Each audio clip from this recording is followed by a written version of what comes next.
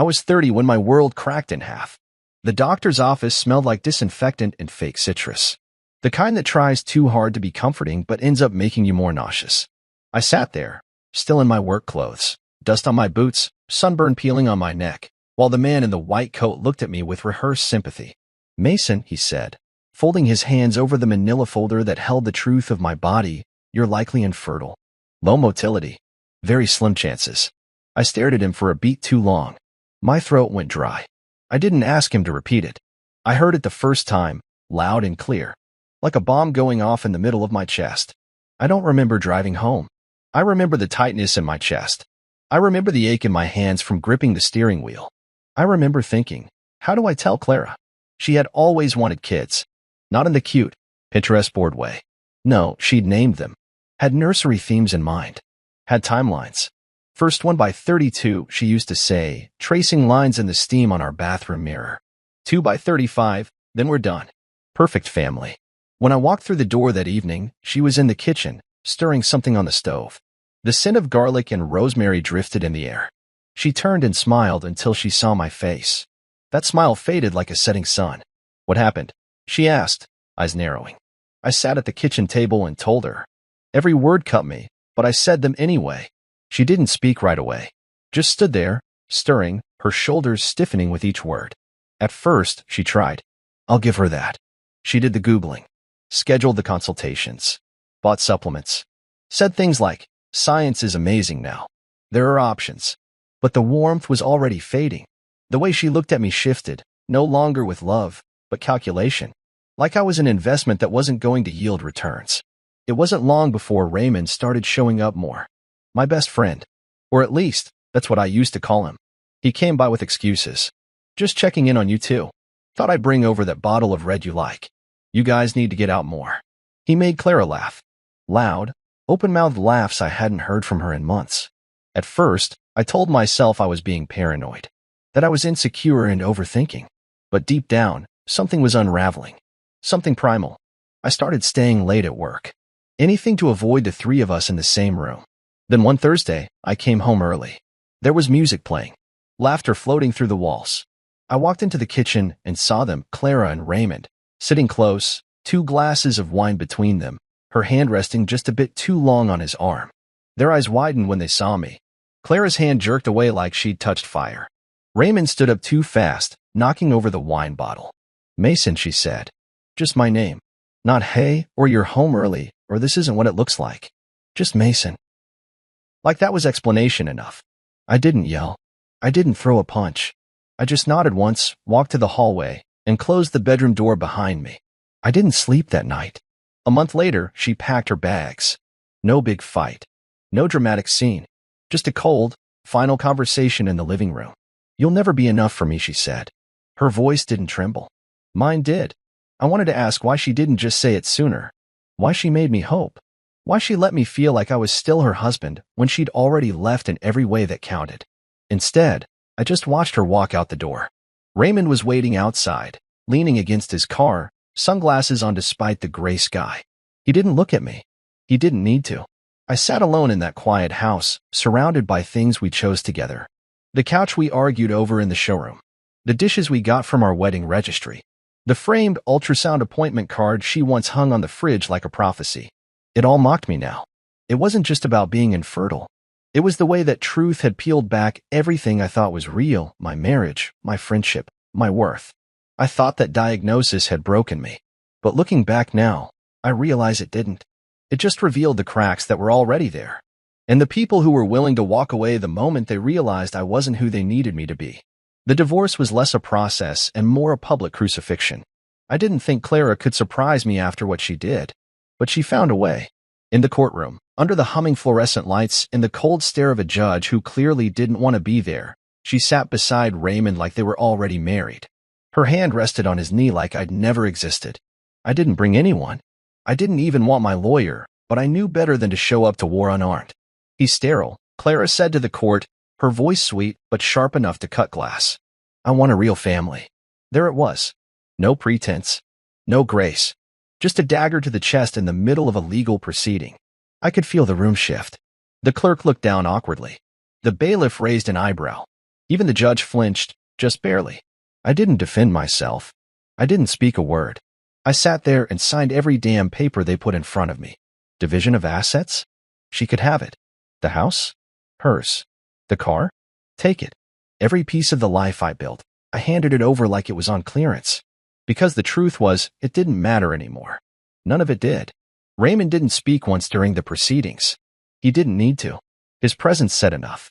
That smug little smile on his face, the way he rubbed Clara's shoulder like a trophy he'd finally earned, it all screamed one thing. I won. They moved into the house I picked out. The one with the wraparound porch and the maple tree in the yard that Clara swore would be perfect for a tire swing someday.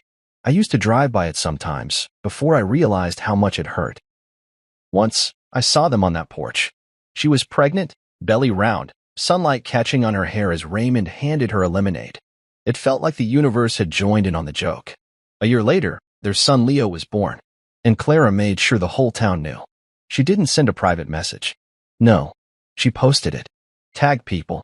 So grateful for a real man, the caption said, paired with a photo of Raymond holding their newborn like a prize. A real father. A real future. I stared at the screen for a long time before deleting everything. Facebook, Instagram, even LinkedIn. I wiped it all. Erased my digital existence like it might somehow erase the ache in my chest. I sold my phone. Got a new number. Left the group chats I'd once laughed in. People asked questions. I ignored them. I disappeared. I packed what was left of my life into 2 duffel bags and a toolbox. I took my old truck and drove.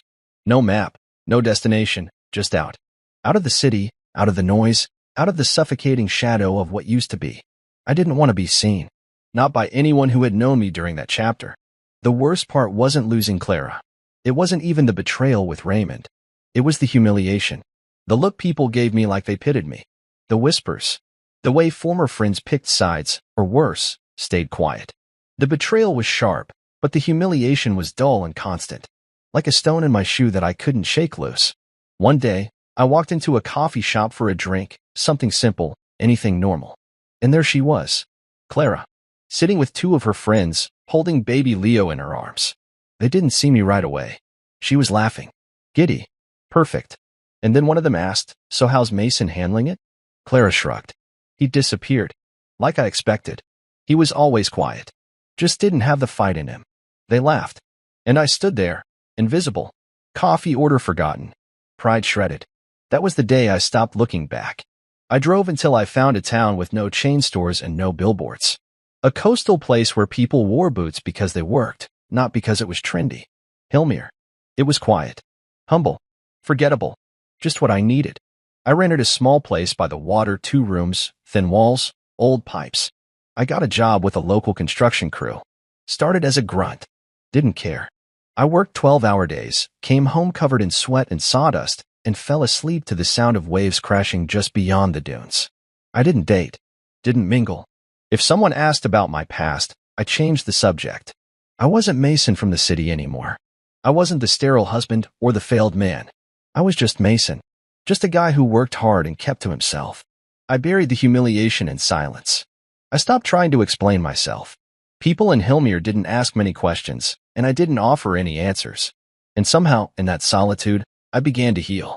Hillmere never asked me to explain myself, and maybe that was its greatest mercy. The town was quiet in the kind of way that healed you slowly, like salt water and sun. There were no crowded intersections or endless chatter. Just the rhythm of waves, the groan of old wood docks, and people who valued a solid day's work over clever conversation. That suited me just fine. I started as a day laborer on a housing development project. Nothing glamorous, digging foundations, framing walls, hauling lumber. But the work was honest. My foreman, Pete, had a raspy voice and a bad knee, but he was fair.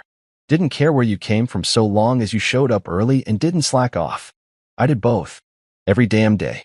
They didn't know I used to manage multi-million-dollar construction contracts in the city. That I once had a corner office and health benefits and a company credit card. In Hillmere, I was just Mason, the guy with calloused hands and quiet eyes. I let it stay that way. The place I rented was small, a weathered cabin just off the dunes. The kind of place you'd call charming if you were in love. To me, it was just enough. The floor creaked when I walked. The heater coughed more than it warned. But it had a porch, and on weekends, I'd sit out there with a cold beer and watch the waves. That was the first thing I started doing again, watching. Taking in the world without the noise of my past buzzing in my ears. I didn't fill the silence with distractions. I let it soak in. I learned to cook simple meals. I learned to fix the old pipes in the kitchen. I started reading again books about carpentry, philosophy, and sometimes just cheap detective novels. Nothing too heavy. Months passed that way. Quiet, slow, steady. And then one morning, I met Sophia. I'd cut my hand on a rusty nail at the job site, nothing dramatic, but deep enough to need stitches. Pete insisted I go to the clinic, said he wasn't losing a good worker over a stupid infection. So I grumbled and walked into Hillmere Community Health Center with a towel wrapped around my hand and an attitude. She was the nurse on duty. Sophia had sharp cheekbones, dark eyes that saw too much, and a voice that didn't flinch. She didn't smile much at first, just raised an eyebrow when I tried to play it down. "You're bleeding through the towel," she said flatly. "Sit down." I obeyed. Something about her tone reminded me of who I used to be, the guy who didn't take crap from anyone, but respected competence when he saw it. She stitched me up without small talk. Just efficient, focused care. I appreciated that. Before I left, she handed me antibiotics and a note with her number on it, strictly for follow-up, she said. I didn't call her right away. I wasn't ready for anything more than silence. But I ran into her again 2 weeks later at the grocery store. She was standing in the produce aisle, inspecting avocados like her life depended on it. I made some comment about her intensity, and she surprised me with a dry smile. "You're the guy who bleeds too much and talks too little," she said. "Guilty," I replied. We ended up walking the aisles together. It wasn't a date. It wasn't anything. But when we both reached for the same brand of cereal and laughed, something cracked open inside me. We started talking. Slowly, over time. First in passing, then over coffee. Then dinners. She wasn't nosy. She never asked what I'd been through, never pried into the scars I kept hidden. She let me be. Let me rebuild on my own terms. And in that space, I started to trust again. She lived in a small apartment over the bookstore where she volunteered on weekends. Sophia was kind, but never soft. She believed in order, in compassion, in clean kitchens and rainy day jazz playlists.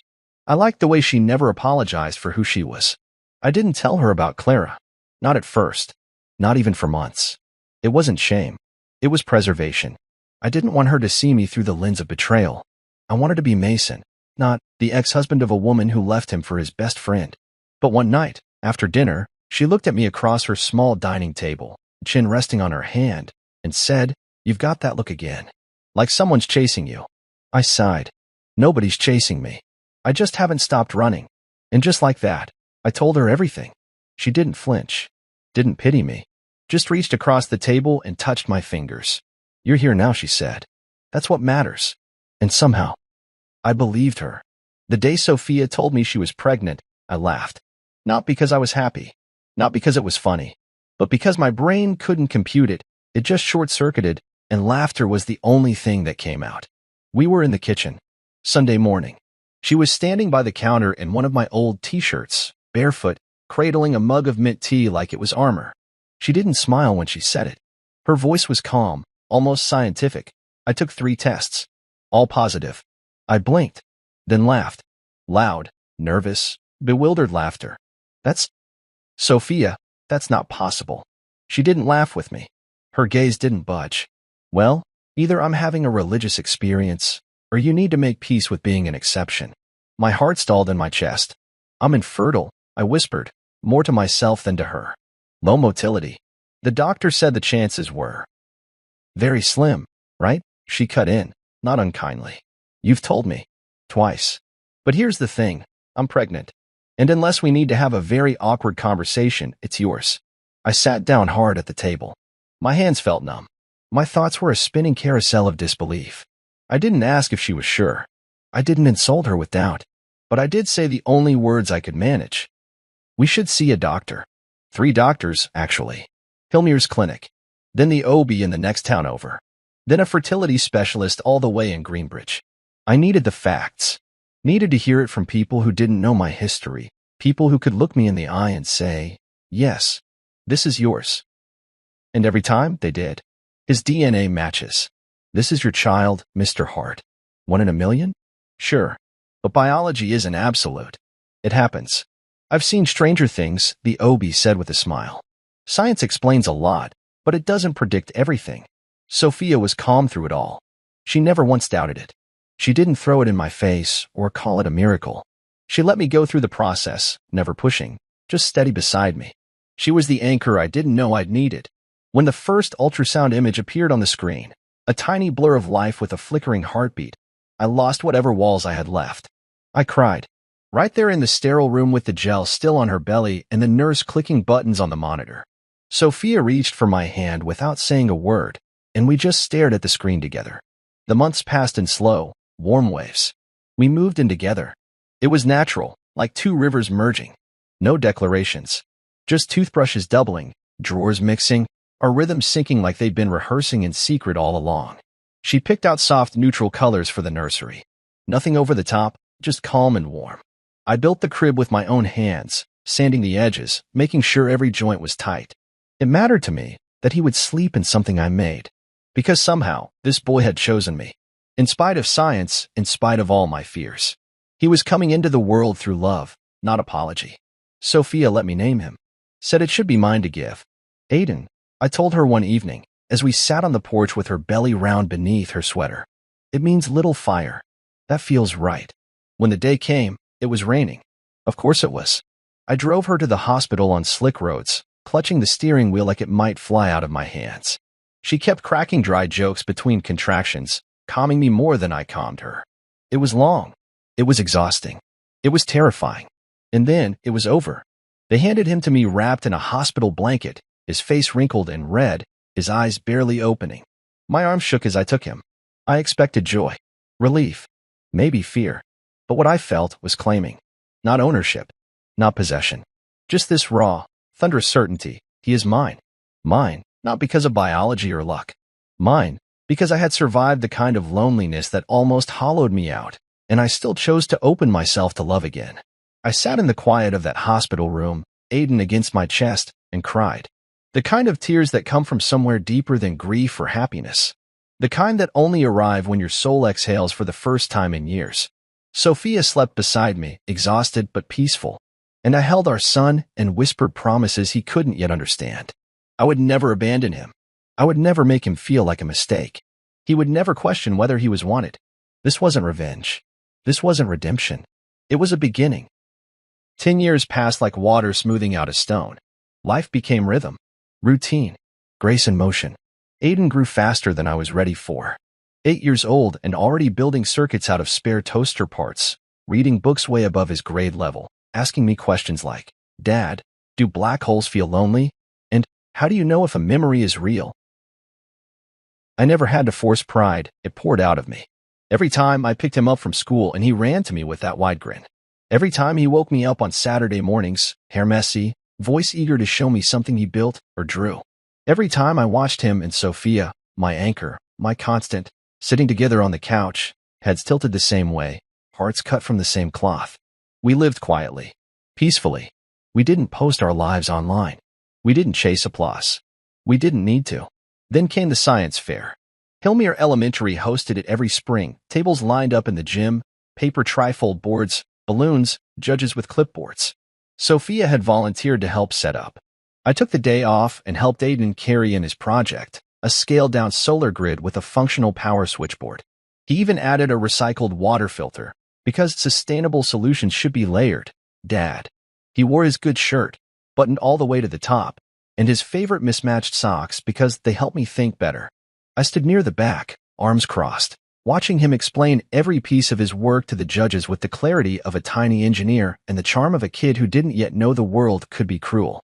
And then I heard it, a laugh I'd trained myself to forget. Bright, high, sharp as cut glass. Clara. I froze. That sound alone knocked the air out of me, like hearing a ghost sneeze. I turned slowly, heart suddenly loud in my chest, and there she was, standing at the far end of the gym, wearing some pale designer coat that made her look like she'd stepped out of a catalog. Her blonde hair was styled to perfection, her heels too high for an elementary school event, and on her arm was a boy. Leo. Even from across the gym, I recognized him. He was taller than Aiden, broad-shouldered like Raymond, dressed in a perfectly ironed button-down, sleeves rolled at just the right angle. He had Clara's chin and a face molded to look like success. And beside them, looking tired and puffier than I remembered, was Raymond. His hair was thinning. His face was fuller. His arm hung loosely around Clara's waist like habit, not affection. I could have walked away. Should have. But fate didn't grant me that out. Aiden's project was being announced. The speaker tapped the mic. Our Innovator of the Year award goes to Aiden Hart for his hybrid solar water purification system. The crowd clapped. Sophia beamed beside me. And Aiden, my beautiful, brilliant son, walked up with his shy smile and accepted the ribbon with a tiny, awkward bow. Clara turned. Her eyes met mine. She smiled that smirk I remembered too well.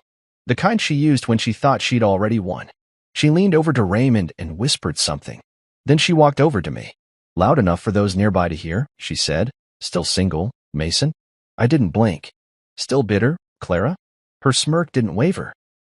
This is Leo, she said, motioning toward the boy now examining a papier-mâché volcano nearby. Top of his class. Chess champion. Takes after his real dad. It was a performance. One she wanted witnessed. She wanted the crowd to remember her as the winner. So I just nodded. That's nice, I said. Here's my son. And I gestured to the stage, where Aiden had just stepped up to the mic. He cleared his throat, eyes bright and voice clear. Thank you for this award. I just want to thank my mom and dad for believing in me, for letting me use all the outlets in the house, and for showing me how science isn't just tools and numbers, it's how you care for the world.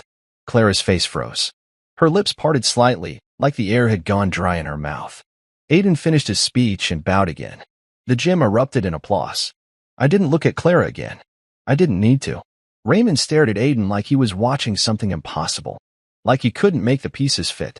And I just stood there, letting the silence between us stretch and say everything I didn't. My son had spoken for me. I'd always wondered how I'd feel in the moment when my past finally collided with my present. Turns out, it felt like stillness. Not anger, not revenge. Just a quiet knowing that time had done what I never could, exposed the truth, let it breathe, and left it standing there, embarrassed under fluorescent lights.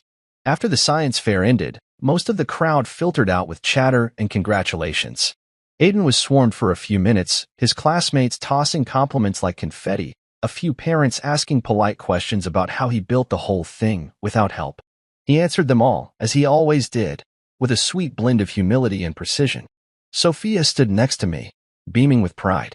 She gave my arm a gentle squeeze and whispered, "You did good." But before I could reply, I caught movement in the corner of my eye. Clara again. This time, not smirking, not gloating. She stood frozen beside Raymond and Leo, her eyes locked on Aiden as if trying to decipher something. Her jaw was tense. Raymond had a hand on Leo's shoulder, but his gaze kept drifting toward me like he wanted to say something but couldn't find the words. Aiden jogged over then, ribbon fluttering against his chest. "Dad, did you see?" "I did," I said, kneeling slightly to be eye level. "You were brilliant." He grinned. "Mr. Carlin said if I keep this up, I might be able to enter the regional fair next year. We'll get started on it next week," I said. "You lead. I follow." That's when Clara approached again. "I didn't know you had a son," she said, too casual, like we were strangers catching up over coffee. She looked at Aiden like she was seeing a crack in a window she thought was shatterproof. I straightened, standing beside Aiden, placing a subtle but firm hand on his shoulder.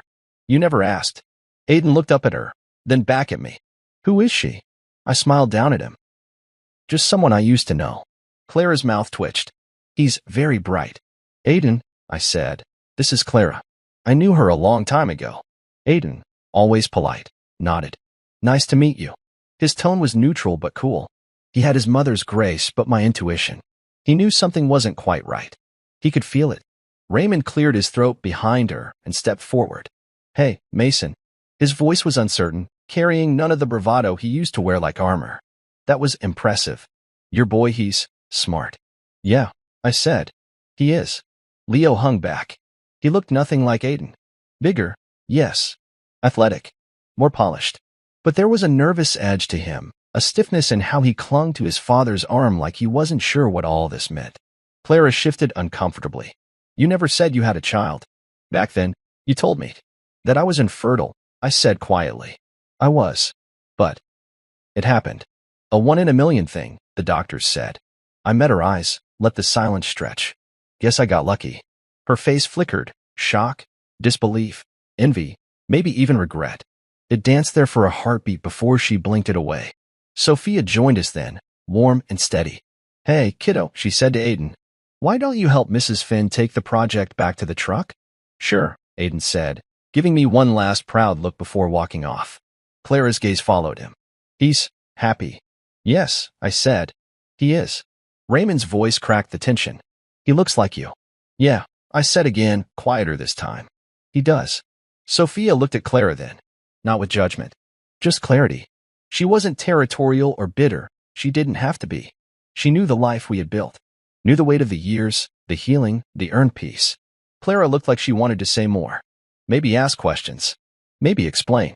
But the moment had already passed. "Take care," I said simply, offering nothing more. Sophia slipped her hand into mine as we turned toward the door. Her fingers laced between mine like always, easy, natural. I didn't look back, and neither did she.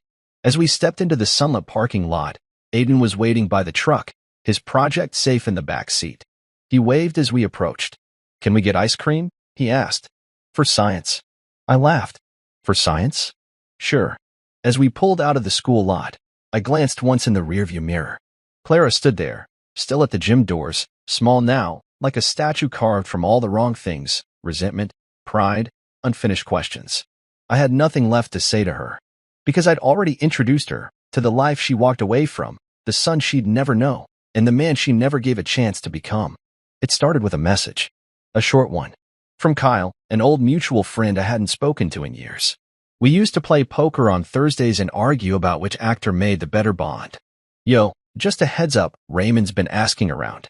About you. About your kid." I read the text 3 times before I responded. "Why?" "Said something about your miracle baby not adding up. Sounds like he's paranoid. Thought you should know." I didn't reply after that. Just stared at the screen for a while, watching the cursor blink, like it was waiting for me to decide what kind of man I wanted to be this time. It was strange. I'd never told anyone about my fertility diagnosis beyond Sophia. I'd never posted about Aiden online. We didn't chase likes. We didn't perform parenthood for an audience. But the science fair had stirred something up. Something old. Something sour. And once rumors start, they breed faster than truth. Within a week, more whispers filtered through town. Friends of friends suddenly acting like we'd re-entered their orbit. An old coworker from my city days randomly followed me on social media again.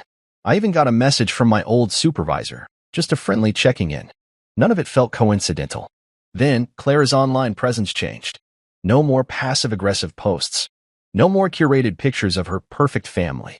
Just generic shares and the occasional quote about growth or starting over. She hadn't posted a picture with Raymond in weeks. And the last one with Leo was from before the fair. Silence doesn't always scream. Sometimes, it whispers loud enough to make your bones ache. I wasn't sure what Raymond thought he'd find digging around. Maybe he assumed I had faked the infertility. Maybe he was scared that Aiden's existence made Clara question her choices. Maybe, and this one stung most, he looked at Aiden and wished he could claim a fraction of him. One afternoon, I ran into Leo at the grocery store. I didn't expect to see him. He was standing near the frozen aisle, comparing 2 brands of waffles like it was a life decision. He noticed me before I could duck away. He looked different up close. Older, yes, but tired in a way most kids his age shouldn't be. Not sad, just heavy-eyed. Like he'd been asked to carry too much of someone else's weight. "Hey," he said. Not sure. Not cold either. Just neutral. "Hey." I nodded. He hesitated, then added, "Your kid's smart." "Thanks," I said. I saw his project. That solar thing. It was cool. He shoved the waffles into his cart without looking. "My mom said you used to be a loser." I raised my eyebrows. That tracks. But she's kinda wrong. Uh-huh. I tilted my head, studying him. "What do you think?" He shrugged. "I think sometimes adults say stuff to make themselves feel better. About the choices they made." That caught me off guard. There was an honesty to it, raw and unfiltered, like most of the truth kids learn to hide over time. "Well," I said carefully, "I was kind of a loser. At least, back then. But I got better." Leo cracked a small grin. "Your kid's cool. Weird, but cool." He gets that from me. There was a pause. One of those long, stretched-out silences where the air feels like it's watching. Then Leo nodded once and walked off, cart rattling behind him. He didn't say goodbye. I stood there for a while, hand on a box of cereal I didn't even want, just thinking. He didn't know it, but Leo had just confirmed what I'd suspected. Something was unraveling in their home. And not because of me, not directly, but because the truth has a way of echoing through the spaces people try hardest to keep airtight. Aiden never knew about the encounter. I didn't tell Sophia either, not right away. There was no need. We had our own lives, our own steady rhythm. But later that night, after Aiden went to bed, I stood on the porch with Sophia, watching the wind stir the tall grass just beyond the fence. She handed me a cup of tea. "You've been quiet." I sipped, then asked, "Do you ever think the past tries to come back just to see if it still has power over you?" She smiled softly. "Only when it's jealous of your present." I turned and kissed her knuckles. "You always say the exact thing I didn't know I needed to hear." She leaned against my shoulder. "That's because I know when you're holding your breath." And just like that, I exhaled. I wasn't afraid of Raymond. I wasn't bitter at Clara. I didn't need their validation, their guilt, or their confusion. But I knew the cracks in their mirror had started to show. And eventually, something would break. I didn't plan to see Raymond again. I figured whatever paranoia he was nursing would fade, or he'd get over it like most men do, with ego and denial. But one Friday afternoon, as I was sipping burnt coffee from the local shop and sketching out blueprints on a napkin, he walked in. I saw him before he saw me. He looked like a man unraveling from the inside, creased khakis, jaw tense, a tiredness in his posture that no gym session or tailored suit could hide. He scanned the place and spotted me by the window. For a second, I thought he might turn and walk out. He didn't. He walked over with the stiff determination of someone trying not to second-guess himself. I didn't stand, didn't greet him, just gestured to the empty chair across from me. He sat, elbows on the table, like he was ready for a cross-examination. The silence between us wasn't heavy, it was taut, like a wire pulled tight between two buildings, waiting to snap. "I need to ask you something," he said finally. I nodded once, then asked. He didn't meet my eyes right away. He looked at the sugar dispenser, at the chip table edge, anywhere but at me. "Is Aiden really yours?" The words didn't sting. Not anymore. They settled over me like dust, familiar, weightless. "Yes," I said simply. Raymond looked up then. His expression was complicated, anger, disbelief, confusion, all clawing for space on his face. But the doctors said. I know what they said. I also know what 3 specialists told me when Sophia got pregnant. That sometimes, the impossible just happens. And in our case, it did. He let out a bitter laugh. "You expect me to believe that? That after everything, after Clara left you, after you basically vanished, you show up with a kid? And he's yours? Just like that?" "No," I replied. "I don't expect you to believe anything. But it's the truth." Raymond rubbed his face with both hands. For a moment, he looked less like the guy who stole my wife and more like someone who had just realized the floor beneath him wasn't stable anymore. "Leo's not mine," he said suddenly. The words hit the table between us like a slammed book. I leaned back slowly. "What?" He didn't look at me, just stared at his own hands like they held all the wrong answers. "We had him tested. For a condition that runs in my family. Long story. But the test came back inconsistent. I pushed for a full DNA panel. And he laughed again, but it was dry. Hollow. He's not mine. Biologically, I mean. I thought maybe they messed up the results. Clara swore up and down he was mine. Said I was being insecure, paranoid. But the numbers don't lie. I didn't say anything. I just let the weight of his confession settle. "I thought you faked the infertility," he said, quieter now. "Thought maybe Clara never told me the full story. But now, I don't know what to think." For a long time, neither of us spoke. The shop bustled around us, people ordering lattes, the hum of a blender, the creak of a door, but our table might as well have existed in a vacuum. Finally, I stirred my coffee and looked at him. I didn't fake it, Raymond. I was devastated when I got that diagnosis. And when Clara left, I didn't blame her at first. I thought I was broken. He flinched at that. But then she used it like a weapon. Publicly. Cruelly. And you stood beside her. Married her. Raised her son. All while pretending it didn't come at someone else's expense.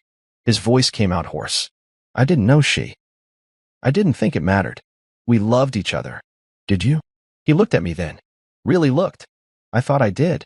I nodded. Well, now you know how it feels. That wasn't a jab.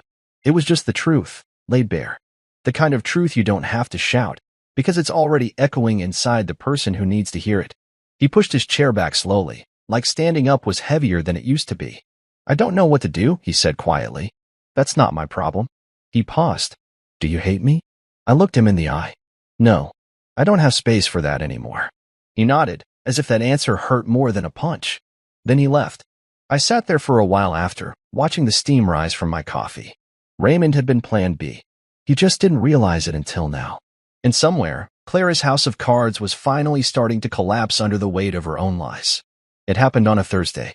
I remember because it was the one day of the week I got to pick Aiden up from school early and take him out for fries and milkshakes at the diner near the pier. He'd aced another science test and was busy explaining black holes to me in rapid-fire detail from the back seat when I saw the figure standing on our front porch. Clara. She looked small. Smaller than I remembered. Not physically, she still wore her heels, still dressed like she belonged in a city ad campaign. But there was something crumpled in the way she held herself. Something quieter. She clutched her purse like it was a lifeline, fingers white-knuckled around the straps.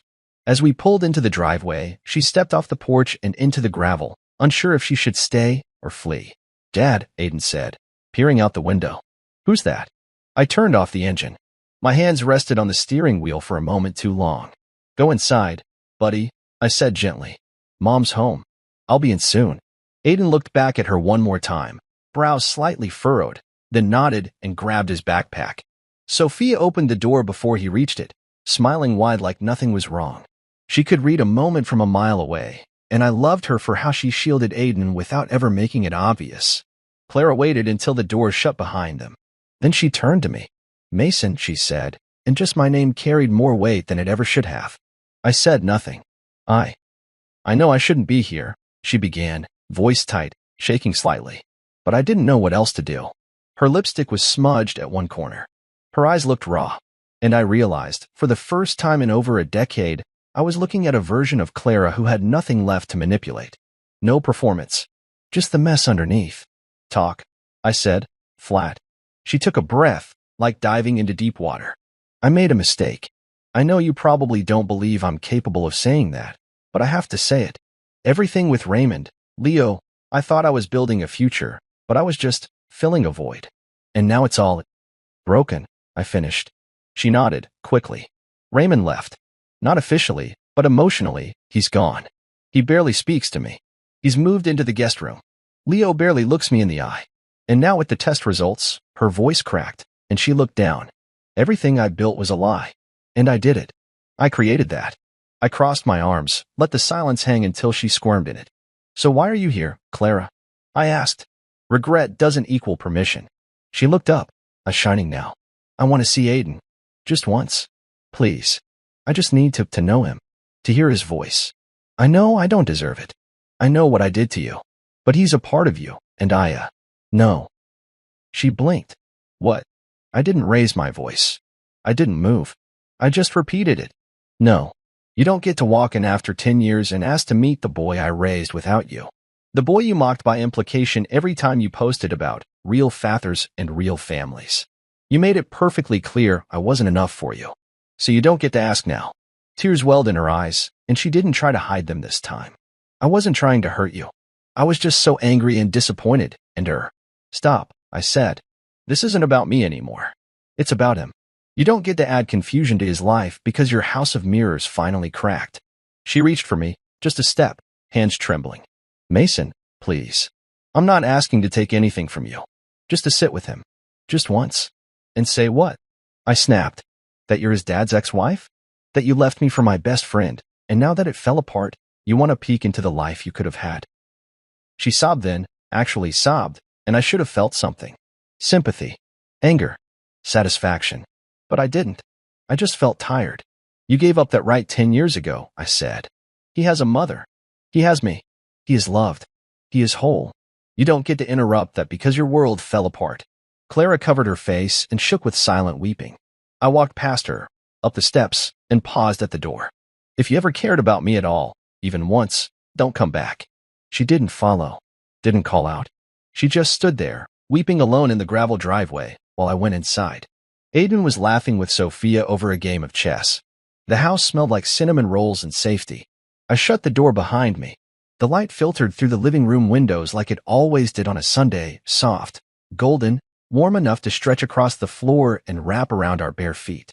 Aiden was in the yard, running circles with the dog we adopted last year, a mutt with a limp and a heart too big for his own good.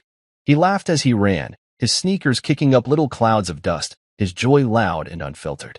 Sophia came out from the kitchen, her hands still damp from washing dishes, her hair tied back in a way that always made her look like a sunbeam had decided to take human form. She walked over and sat beside me on the porch swing, sighing in that contented way you only do when your life has finally stopped hurting. I didn't say anything for a while. We just watched Aiden, the wind tugging at the hem of his shirt, the sky stretching wide and merciful above him. Sophia reached for my hand. He's happy. He is, I said. I still don't know how we got so lucky. You didn't get lucky, she said. You healed. You opened. You gave him a place to grow. I nodded, but the truth still sat heavy in my chest. Clara hadn't returned. Not once since that day in the driveway. Not a phone call, not a letter, not a second plea. Maybe she understood now. Maybe she finally realized that walking away has consequences that can't be undone with tears. I didn't hate her. I didn't wish her ill. But I didn't mourn her anymore either. That chapter was closed, and I didn't plan on reopening it, even to peek. Raymond? He'd sent a short message a few weeks after our coffee shop conversation. No apology, just a sentence. You were right. I wasn't plan A. That was all. I didn't reply. I looked over at Sophia then. You think he'll ever ask? About her. She didn't pretend not to know who I meant. Maybe, she said. And when he does, we'll tell him the truth, but only the parts that matter. The rest? That belongs to us. I squeezed her hand gently. You've given me more than I ever thought I'd have. She leaned her head on my shoulder. You gave it to yourself. I just came along when you were ready to share it. It wasn't about revenge. It hadn't been for a long time. There was a time when I imagined this exact moment. My ex on her knees, begging, my former best friend realizing he lost everything, and me standing tall with the last word. But now, the silence was louder than any speech. The absence of their voices in our lives was the loudest victory of all, because I had everything they tried to replace. I had Aiden, his mind a universe of curiosity, his heart wide open and full of wonder. I had Sophia, who never needed my past cleaned up to love me fully. And I had myself, rebuilt from the ground up, piece by quiet piece. The porch swing creaked softly as we rocked. Aiden darted back to us, breathless and flushed, carrying something in his hands. Dad, look, he shouted, holding up a piece of driftwood shaped like a lightning bolt. It looks like Thor's hammer got fried. Sophia laughed. Only you would find Norse mythology in beach junk. He handed it to me proudly, as if it were treasure. I took it with both hands. Let's keep it, I said. It's from this day. A good day. He grinned and collapsed between us on the swing, still catching his breath. I wrapped one arm around his shoulders and the other around Sophia's. And we sat like that, the three of us, tucked into each other while the wind played in the trees and the sun made golden paths across the yard. No cameras, no audience, no captions needed. Just love, honest and full. I thought back to the man I was at 30, sitting in that sterile doctor's office, hearing words that sounded like a life sentence. Infertile, low motility, slim chance. I thought it meant I'd never be enough, that I'd never be a husband worth keeping, that I'd never be a father, never be whole. But here I was. Whole didn't look like perfection. It looked like Sunday swings and driftwood treasures. It looked like burnt cinnamon rolls and bedtime chess games and laughter that echoed off porch rails. Sometimes, I said aloud, more to myself than anyone else, being thrown away is the best gift life can give you. Sophia glanced up. You weren't thrown away. You were set free. I looked at her, then at Aiden, who had already started sketching the driftwood in a small notepad he carried everywhere. She was right. They didn't break me. They unburdened me. And in the silence they left behind, I built something better than revenge. I built a life, a family, a future.